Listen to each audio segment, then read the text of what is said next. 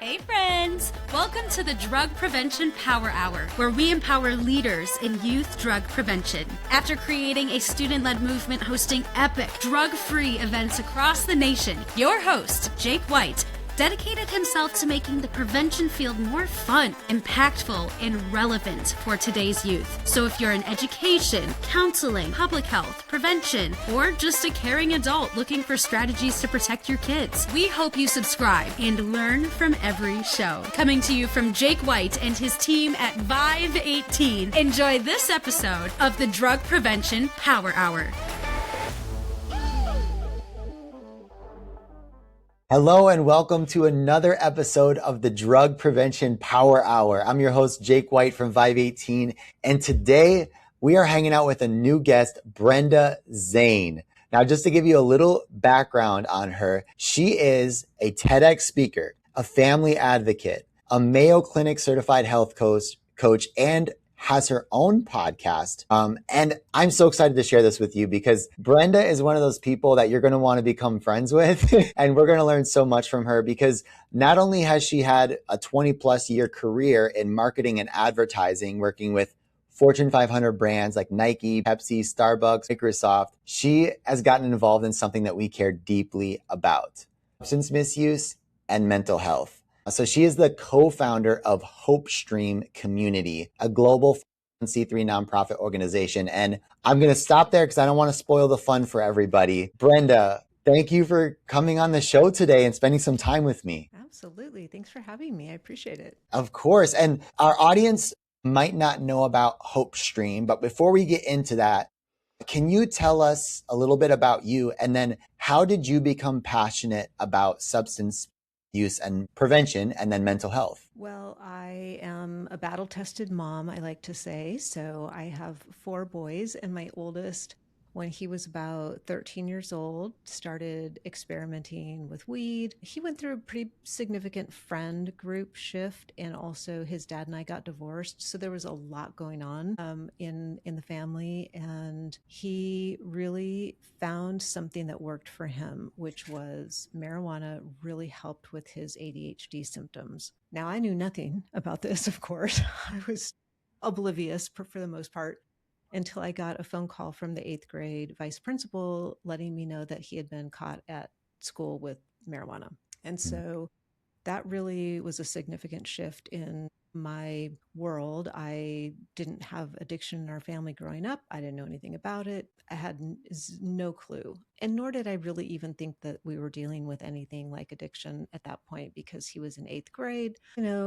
He is a risk seeker, kind of a out there crazy kid, likes to do all the wild things. So I kind of chalked it up to, well, this is what kids do.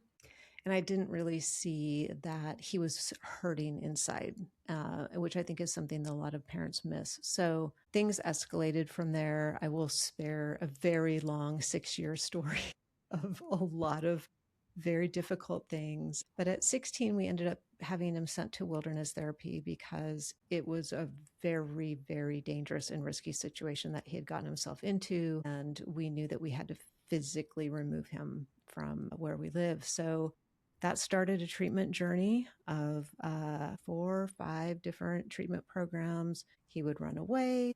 He would relapse. It was just chaos in our family. What age was that when that was happening? Well, he went to his first treatment, wilderness therapy, at 16, and was supposed to be there for about a year between wilderness and residential treatment center. But he ran away on his first home visit. So that ended that situation. And then we sort of fumbled through trying high school again, trying a community college. There's a running start program where you can sort of skip some of the high school stuff. He had been diagnosed ADHD when he was in 3rd grade, and I didn't know what that meant. This was in 2000. Well, he would have been diagnosed like late 2000, 8 or 9. Like it was very early. And this is when people still said, we don't really think ADHD is a real thing. We think it's just like, rambunctious boys. So we had tried medication. He hated the medication. It totally changed how his personality was, and he just refused to take it. So between that, and at the same time, we also had him tested for giftedness, and to find out that he's one of those 2E kids, the twice exceptional ADHD plus highly gifted. So that kind of a kiddo doesn't fit well in the box of a public school system. But I didn't know anything. I didn't know to look for a different school system. We just were sort of plugging away. And all the while, I had a career in advertising and marketing, traveled all over the world, shooting commercials, working on these huge brands. So I was super busy and just trying to like hold all the balls in the air. Yeah. So it was really all of high school. Quit going to high school after the end of his sophomore year. He would leave the house, but he wouldn't actually either make it to school, or he would make it to school, but not actually go to class. So we were in the truancy system, which is a whole thing.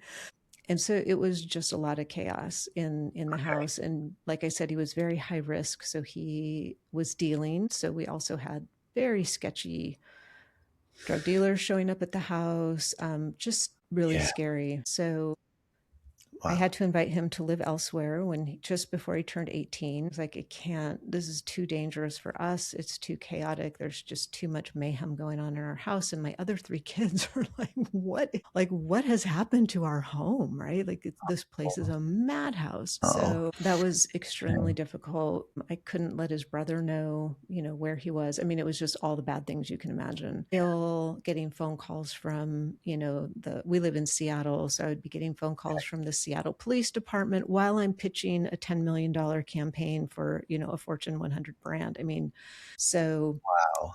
When you mentioned that he went to, multiple like opportunities for rehab. Yeah. So that was 16 that he ran away from that, tried some different stuff. And then when did he choose later to go, or like, how does it, Well, he did choose to go to a detox and a 30-day treatment program and then a young adult program because he was facing jail time. So he chose, okay, maybe I can do this. And he actually got his high school diploma in treatment, which was wonderful because I had sort of given up on the fact that he would ever get a high school diploma. I was just like, well, let's just try to keep him alive, right? So the bar lowers very quickly when you're in this situation. So he ended up, I had to have him move out. He cycled through a few more programs, and then I had to ask him to leave again because it was getting too dangerous. So he was homeless, part of the time living on his dad's boat, part of the time living with, friends and drug dealers and who knows who. And then on April 14th in 2017, I got a phone call, and a girl, never heard her voice before, said, Enzo's in the hospital. He overdosed on fentanyl. You need to go. And that changes your world.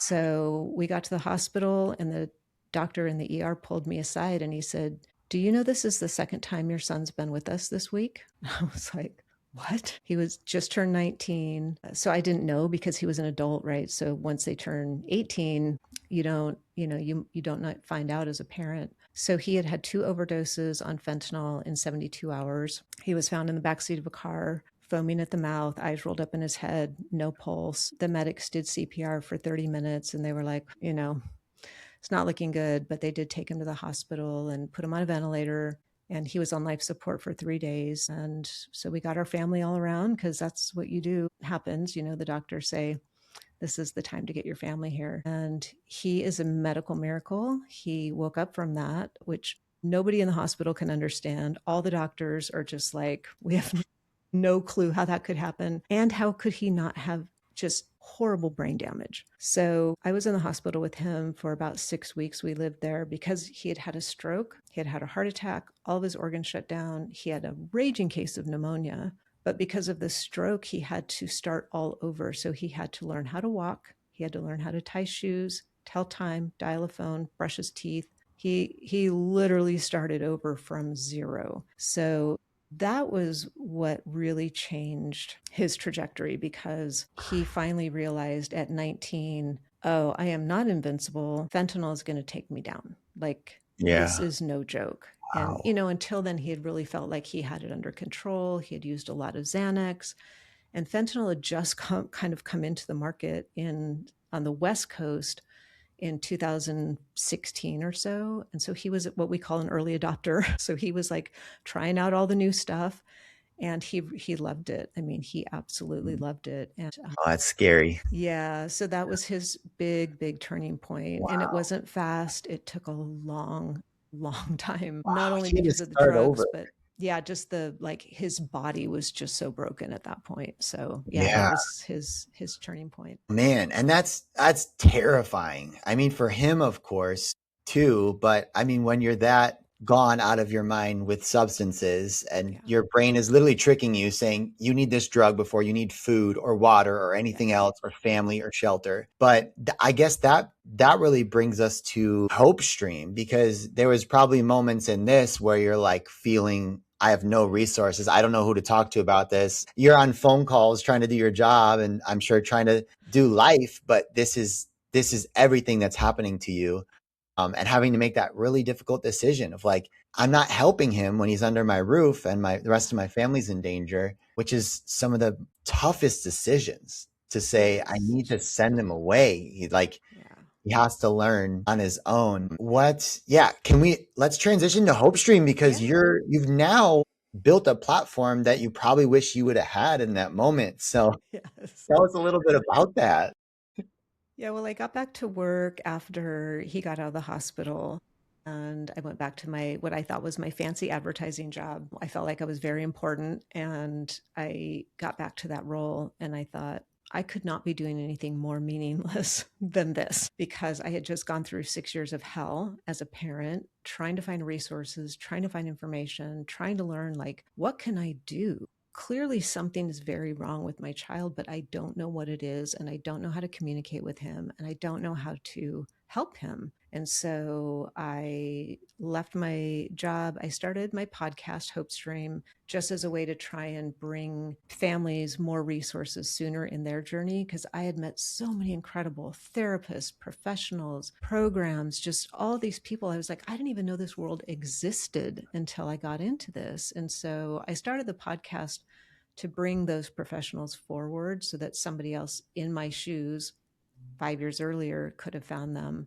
And then I had a bunch of moms reaching out to me saying, hey, like, where do you live? Can we be friends? Like, can we go have coffee? I'm like, well, I don't know. I'm in Seattle. Where are you?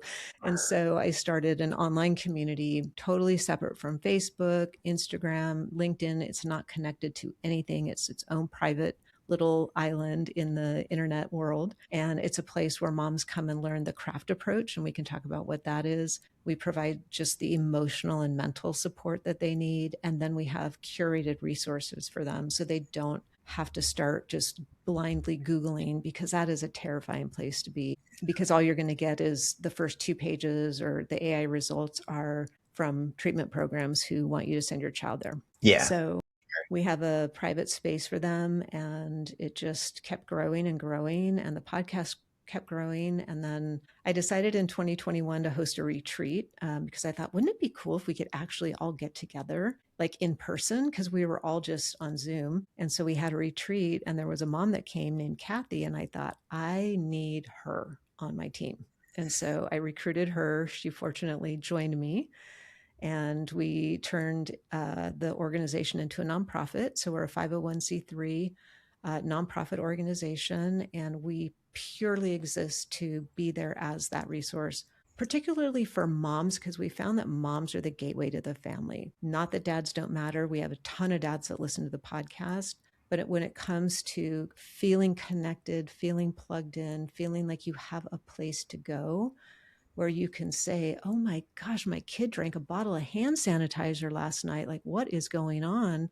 And nobody blinks an eye. Everybody's like, oh yeah, that, that happens. And here's what you can do. And that's what the moms need. And so we provide that for them. We have members all over the world, and mostly in the US, and Canada, but all over the world, because no matter where your feet are planted, if your child is struggling, you will do anything to try and help them. So yeah, that's where HopeStream came from. I'm so glad you're doing that. And I'm thinking back, like I'm thinking through your whole story. And so we're speaking at schools all over, and we ask during the presentation, it's not a sit and get, it's like we're discussing with the students and it's engaging. Yeah. And we ask this question, why, if people could get hurt from substances, why do people begin using them in the first place? And we get all kinds of answers, but one of the top reasons is they're trying to cope with something, inside their head, or they're trying to escape something inside their head, which Absolutely was a lot like your son's story. And there's this study showing that how parents react to this, or maybe just aren't, we don't know, we just aren't informed. It said, like, of the students who use substances, how many are using because of something like stress, like they're trying to cope, something like that. Yeah.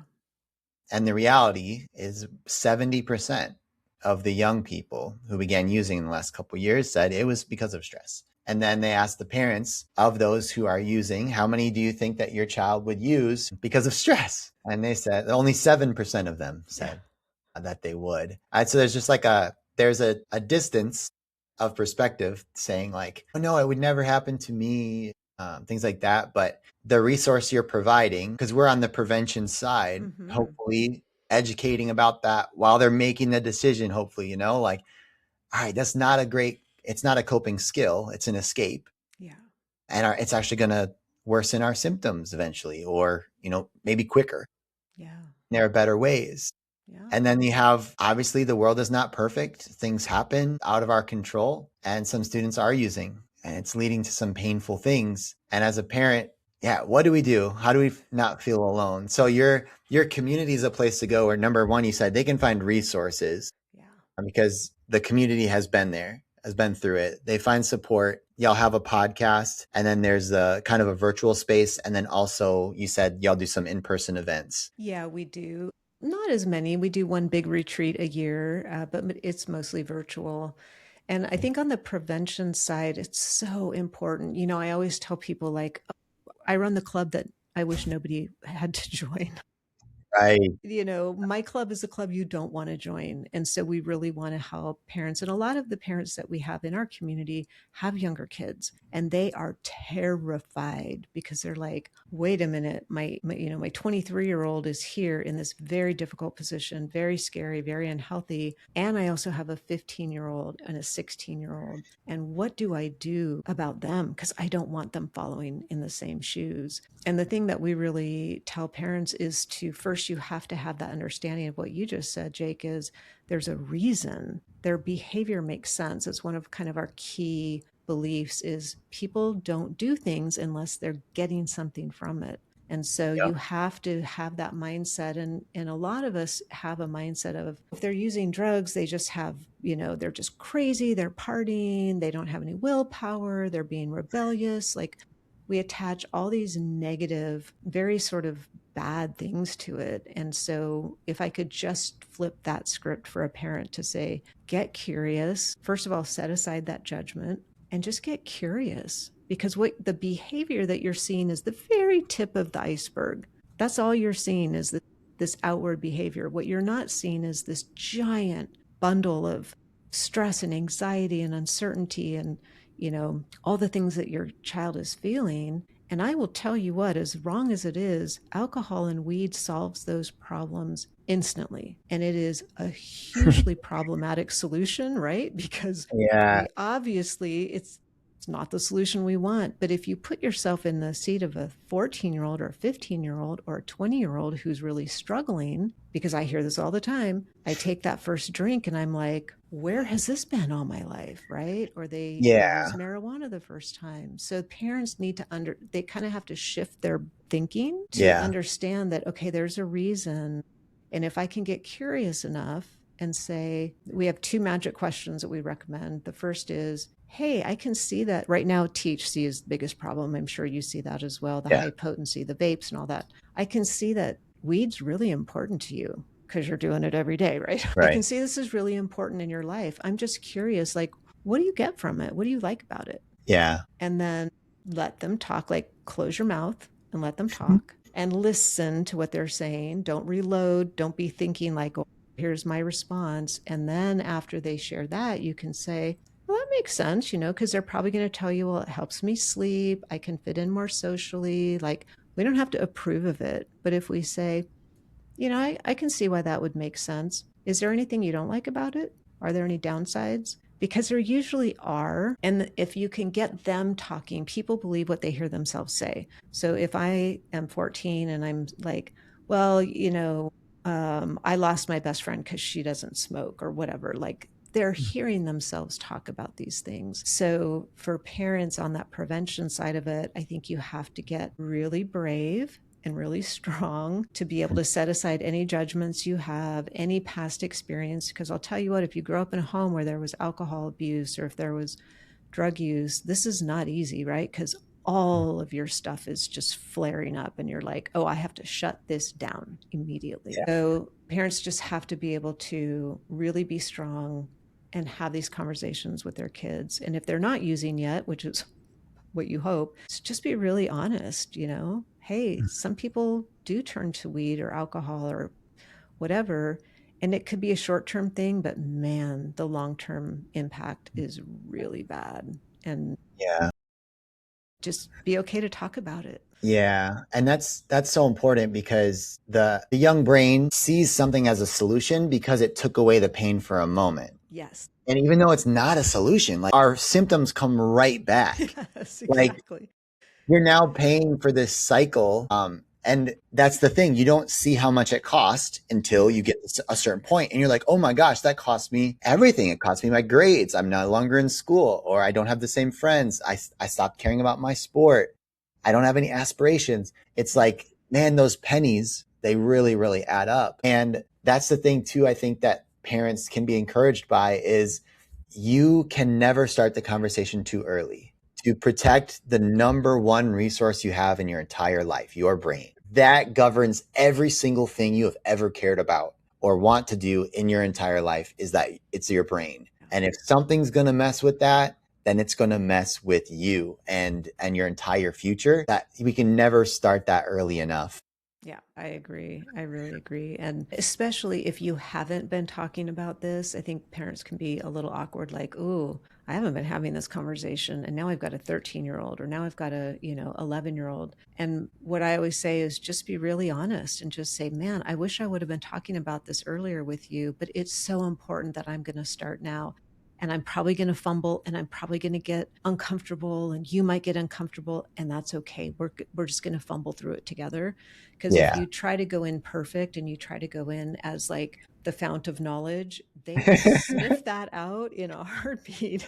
So Oh yeah. it's okay to just be awkward about it and be like, man, I wish I didn't have to have a conversation with you about vaping THC, but I need to because I love you so much and your brain and your body are so important to you and to me. So let's just do this, right? Like just Yeah. put it out there. And I think that's just the best way to approach a young person. Just be super honest. Oh, that's so good. And you also talked about leading with questions, right? It's not like sit down and I'm going to talk to you for 30 minutes about this. Yes. It's, hey, what are you thinking about this? Are you seeing it?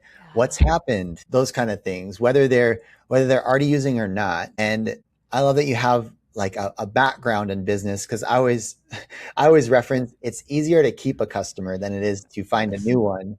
And so if you have a student who is not using, we want to keep them that way. And that's actually, it's an easier job than changing it altogether. Yes. Even though you can change and there is hope. And Brenda, your story of your son is absolutely miracle. But I would be lying if I haven't said I've actually heard so many miracles. And I think it's a canvas, what I believe is God's love, to take you from your lowest moment you could possibly ever imagine. How could I get out of this? And him to just paint the love, to say, no, I care about you so much. And maybe I got a plan for you. I don't know how else to explain it when stuff like that happens, because I've met people just like that. Like, dude, you should not be here. Yes. And that wasn't the only, I mean, that was the most extreme thing that happened, but there were 6 years of just, being shot at and getting beat up and being in cars. I mean, just the mayhem was just unbelievable. So yeah, I agree. And he does too. And I can just give a quick update on what he's doing. He's actually a mentor for for adolescent boys and guys who are just starting college who've been to treatment and are trying to stay sober, trying to get their life together, trying to put together goals and all of that. So he does Wow. that while he's also going to school and getting his master's in addiction counseling. So What? Yes. yeah. So if somebody is listening who knows a family, or maybe you have a family member who's struggling, there is always hope. That's why we called our organization HopeStream, because you really can't believe some of the things that can happen. And you got to keep that hope alive, Oh my gosh, that's so good. And I'm gonna plug in one resource I think is good, and then I'd love to finish with your craft framework, Yeah. and if you can leave us with a place to go to learn more about you. Mm-hmm. I was speaking with Tomas, our co-founder, this week, and talking to the students, and he really resonates with the students who have used, because that's his story and that's where he's been. So they resonate and they feel like they can have a new future and they can start over. And the ones who don't use, they resonate with my story because I never did. And I still want to have fun and make friends and feel good. And they resonate with that, right? I still want to get all these things. And I love it. Tomas kind of shares that when you're young, your brain is more susceptible to addiction, but it's also more susceptible to recovery and change and new beginnings. And so when you're inviting a young person, whether it's your kid or somebody else's, to say, recovery is not only possible, but if you choose to do it now, you might be able to breeze through it a lot better than somebody in their adulthood who has to go to rehab 7 or 8 times, right? All that time and expense and effort. You have a gift right now. Yes. It's like, if it's not serving you, which, I mean, studies will show it, but you have to come to that conclusion yourself, you can change. And so I'm so encouraged by that with young people. It's like, you have this gift of time right now and your brain knows it. It's incredible. Yeah, it's really true. My son was in treatment once and his roommate was in his 60s and he was 17. And his roommate said, "Dude, do you know how lucky you are? You're 17." And, my son was like, "My life is over. I've totally screwed it up. I might as well just give up." And this guy, fortunately, he was in that situation. And he's like, "Oh no, like, look at me. I'm 65 years old. I've been doing this for decades, living this crazy life and this unhealthy and unhappy life." So you're so right. They have this little window where and that's why we really HopeStream specifically works with young people who are like 13 to late 20s, because exactly that. We have this window where if we can get some help to them and get their parents some help, we can save them decades of just torture. So, yeah. Mm-hmm. That's so good. Yeah. And Brenda, I know you've got some practical ways to help our audience who works with teenagers, sometimes parents, and they are professionals in the field. If there's anything that you teach that you could share with us to help us do our jobs just a little bit better, I'd love to learn more about that. Yeah, I think for professionals, just to know that there is an approach. It's called the CRAFT approach. It was created by Dr. Bob Myers, not by me. He's like a professional PhD addiction specialist, and he created this approach specifically for family members to help somebody that they love in their family who has a substance use disorder. So it's an approach that keeps the connection, keeps the love. It's a behavioral approach. At the same time, it lets you protect yourself with self-care, with boundaries, natural consequences. So there actually is a very structured approach. There's 9 protocols basically that we teach and we take parents through, because I think sometimes what I always hear when I'm talking to like school counselors or people like that, they go,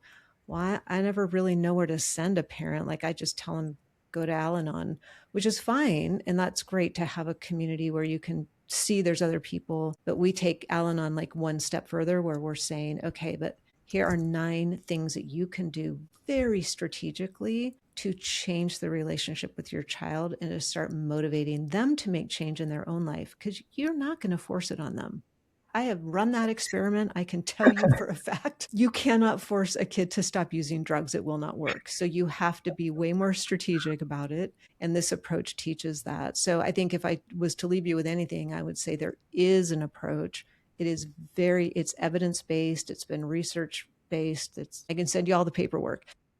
No, that's awesome. I'll just say Yeah. for anybody listening, if you just Google the craft approach Yes. addiction, it is the first one to pop up and you can learn all about it. So I'm gonna dive into that Yeah. after our call and learn as much as I can. That sounds really, Yeah. really cool. Well, it's just nice to know that there is a structure that you can follow. This isn't just like, I just got to like hold on and white knuckle it for the next 10 years. So yeah, Right. there is action you can take and it absolutely works. I see it every single day. If there's someone that you know, their child is struggling with a substance use disorder and they are addicted, and you could send them this episode to encourage them and let them know there is hope and there's people who get it. Yes. Brenda, where would these people go to learn more about HopeStream and take advantage of the resources and community that you have? HopeStreamCommunity.org is our URL. Everything's there. And you can find the podcast is also called HopeStream. We tried to make it super easy, and that's available on every podcast platform. So yeah, we're out there, but our URL, HopeStreamCommunity.org.